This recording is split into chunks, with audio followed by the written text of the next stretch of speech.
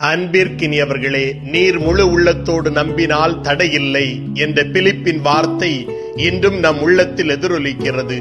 நம்பிக்கை என்பது ஒரு சாதாரண உணர்வு அல்ல. எத்தியோப்பிய அமைச்சர் உயர் பதவியில் இருந்தவர்.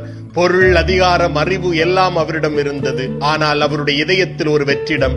அந்த வெற்றிடத்தை நிரப்ப எந்த பதவியும் பணமும் அறிவும் போதவில்லை. அவர் தேடியது உண்மையான நீர், வாழ்வு தரும் நீர். இயேசு கிறிஸ்து இறைமகன் என்று முழு உள்ளத்தோடு நம்பிய தருணத்தில் அவருடைய வாழ்க்கை தேர் நின்றது. பாவச்சுமை நீங்கியது. நம் உள்ளத்திலும் பல தடைகள் இருக்கின்றன. நான் பாவி, என்னால் முடியாது என்ற சுய சந்தேகம், என் குடும்பம், என் சூழல், என் கடந்த காலம் என்கிற சமூக தடைகள், நான் இன்னும் தகுதியானவன் இல்லை என்கிற அறநெறி சார்ந்த குற்ற உணர்வு. ஆனால் முழு உள்ளத்தோடு நம்பினால் எந்த தடையும் இல்லை என்கிறார் இயேசு.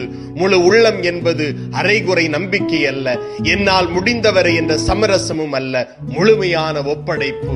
நம் பலவீனத்தையும், பாவத்தையும், கேள்விகளையும், எதிர்காலத்தையும் எல்லாவற்றையும் ஆண்டவரிடம் ஒப்படைத்து நீரே என் ஆண்டவர் என்று சரணாகதியாகும் நிலை தேவை.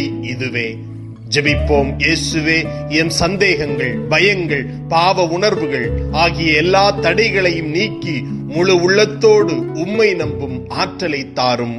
ஆமேன்.